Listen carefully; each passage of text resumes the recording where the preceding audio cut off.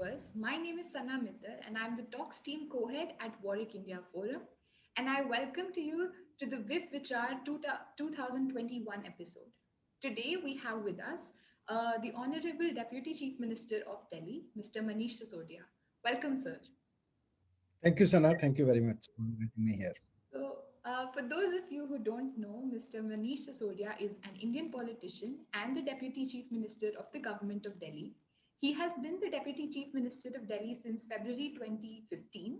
He is also elected as the MLA from Patparganj constituency, and in the government of Delhi, he holds the portfolios of education, higher education, technical education, finance, planning, excise, GST, vigilance, service, tourism, land and building, art, culture, and language. Thank you for joining us today, sir. Thank you. Thank you very much. It's my pleasure to be here and talk to you. Thank you, sir. The pleasure is all ours. So, to begin with, sir, I think let's sort of start with discussing the crisis faced by the country right now and Delhi especially because of the second wave of COVID-19. So, there was a lot of helplessness that was assumed during this time, and many critics have criticized the government's way of handling the situation. But how do you think the situation was handled by the Delhi government? And also, how does the Delhi government plan to face a potential new challenge in the near future so we are not faced with a similar crisis? I would say that let's admit that the crisis that we have faced or we are facing is really unprecedented. Uh, it's not about a city or a country. The entire world has never visualized such a situation that there would be a time when the entire world would be suffering, would be worried, scared of a virus, and everything would be, I mean, we would require to shut down everything, starting from flights to trains to buses to markets to life. Everything will come down. And the scale, I mean, most of the time governments are prepared at different level for disaster managements. But the kind of scale this virus is creating for disaster, no government is prepared. And no, I doubt any government can ever be prepared for such a crisis when everything is on stake. Every second house is having a patient or is scared and is at risk at least. So we have seen the most progressive countries also, we have seen the developing countries also, we have seen Indian states, villages, and the cities in Delhi also. I can say that in first round we were fortunate, I can say, because India got the pandemic wave little at later stage after China and US and then some European countries, and then it came to India.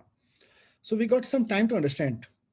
We got some time to gauge the problem, and by the time it reached India and it scaled up, we were ready with some sort of infrastructure, some sort of at least know-how about it. But when this second wave came, we were having it was a different thing. We knew what PPE kit is, who makes it. There was PPE kits available, testing kits were available in the market. Some methodologies to treat COVID patients were there. But again, this time the scale was such a big, manifold than initial time, that you can imagine in Delhi last time the peak day was of 8,000 cases. But this time, for several days, it was like 27, 28,000 every day. For almost, you can say, more than 6, 7 days, the number of cases was about 27,000 every day. This many new cases were adding. And because the number of cases was so much, so number of serious patients was also proportionally high.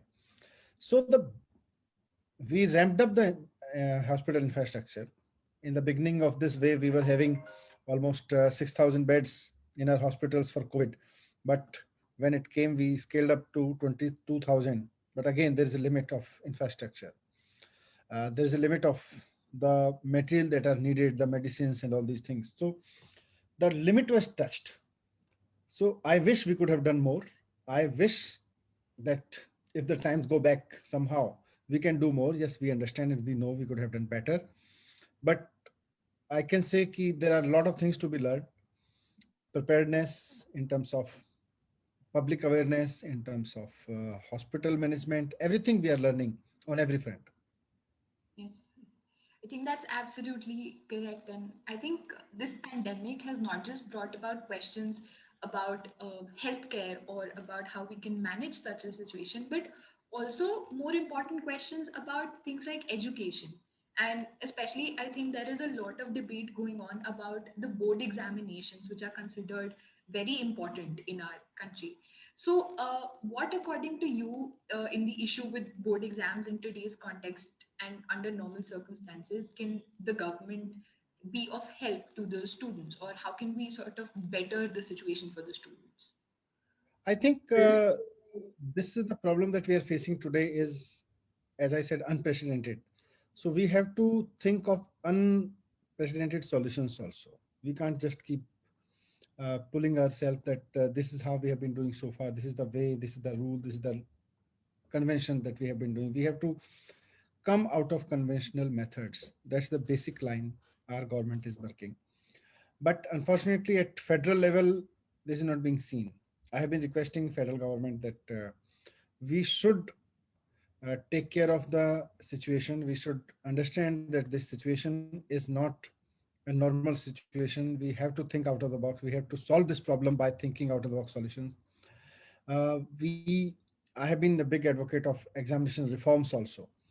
I have been saying before pandemic also that this practice of judging a student based on a 3 year examination after 1 year of study is not a fair examination system. We have to change it, and the world has moved ahead. Now again, when we are facing pandemic situation and we are facing lockdown, and the conditions are not in favor of attending schools for kids, we are forcing them to come to the school and have offline examination. I think we are living in 21st century. Century solutions. This is not acceptable. I have been opposing this.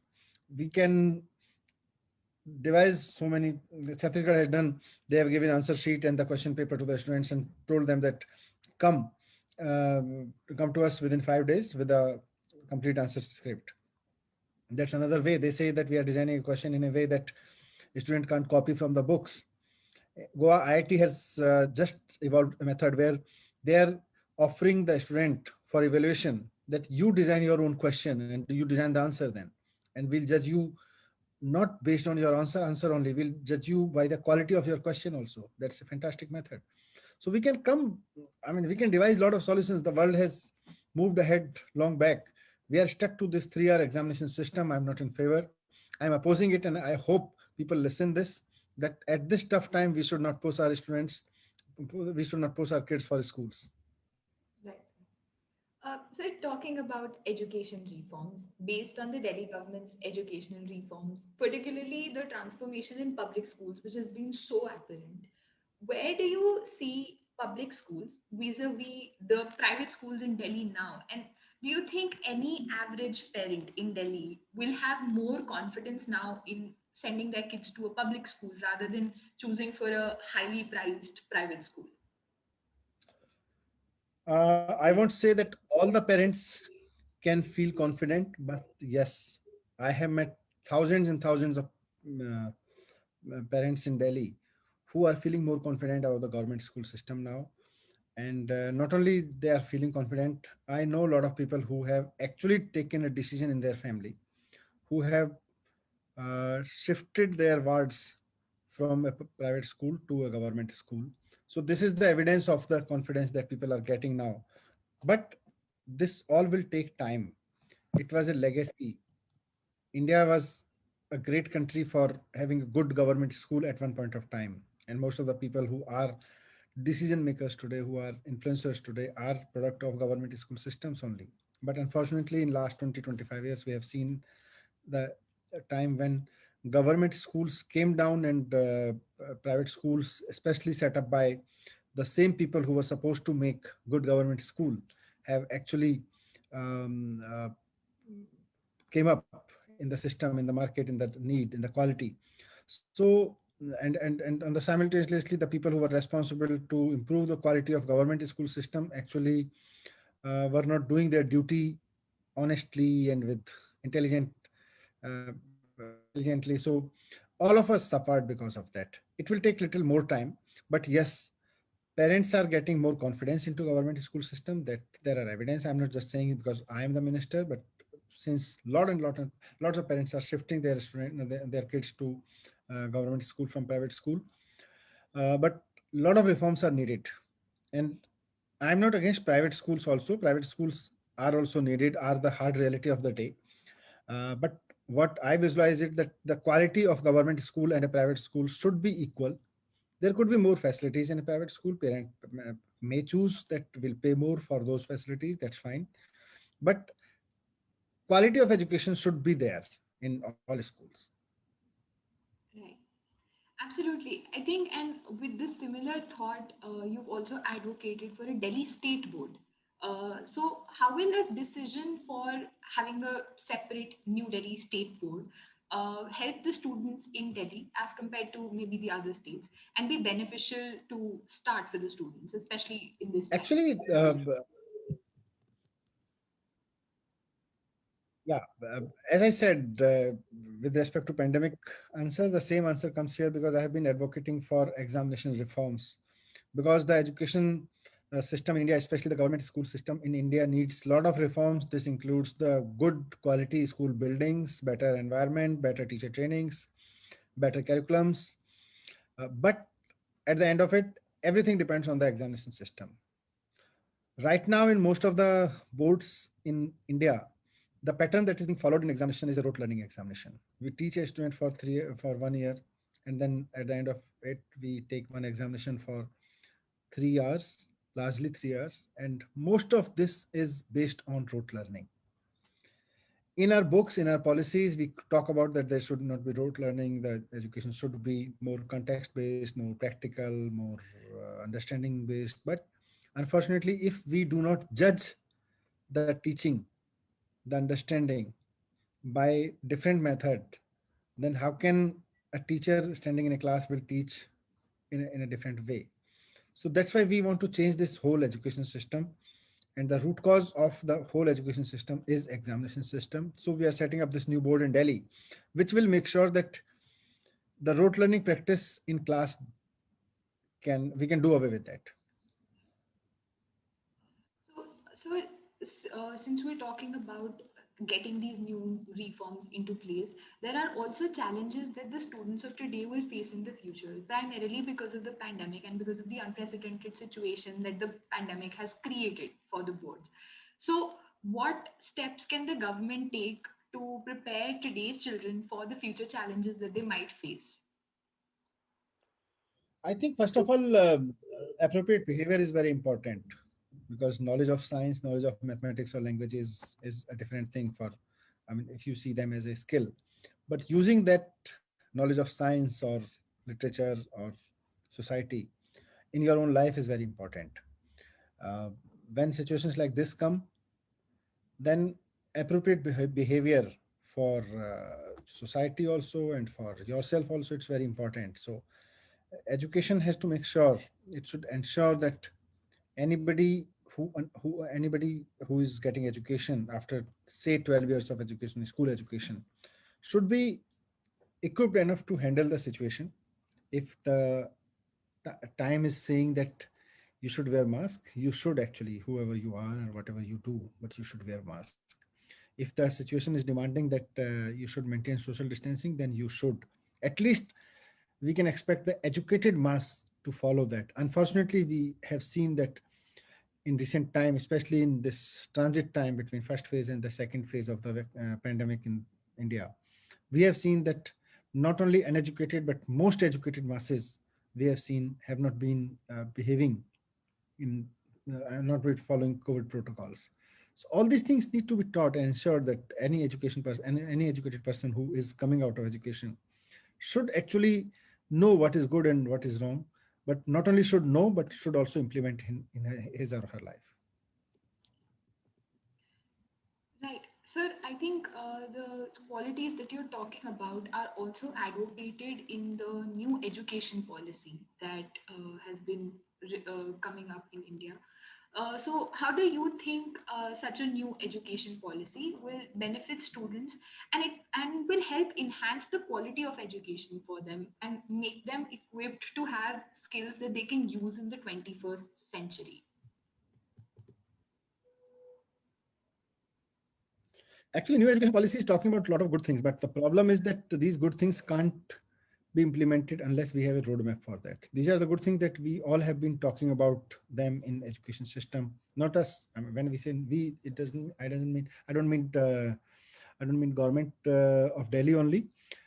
Entire education fraternity, all the governments, all the people who are involved in education have been talking about that education should have this, education should have that, education should be like this, should be like this. But unfortunately, we have been just talking. And here also we are just talking.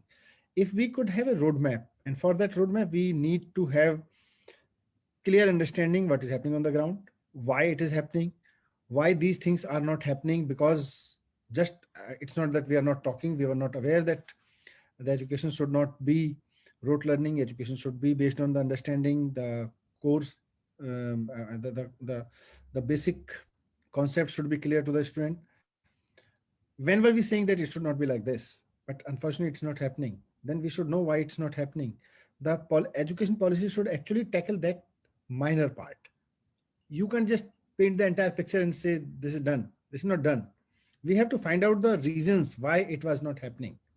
If we can find out and then give a policy that this is the policy, now we'll solve this, this was not being solved because of this, then we solve it.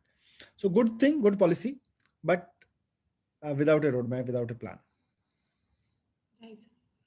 I think on that note, is there anything, a small message that you would like to give to young people in India and outside as to how they can deal with the challenges that they face right now and that they face in the future? uh, I would request everybody who is getting education that you must be having a lot of dreams. You must be having your career dreams, your economic, socio-economic position dreams, the designations you must be thinking of, that one day I'll become a CEO of this company or set up my own company or hold this post in government, whatever you must be thinking. These are dreams for based on your skills. You should dream about your own challenge on your own evolvement also. How are you going to evolve? Where are you standing in terms of your thoughts, in terms of your behavior, in terms of your own way of living today? You should make a list of that for your own self, not to tell others, not to write on blogs, not to make a status of WhatsApp or Facebook or Instagram, but just for yourself. Note down. And then think that what will happen to this list after 6 months?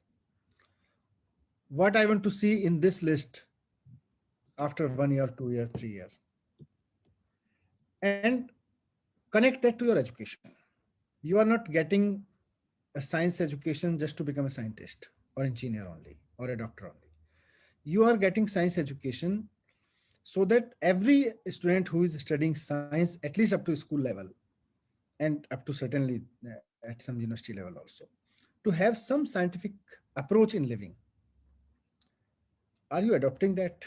If you are not adopting that, then why are we teaching you science?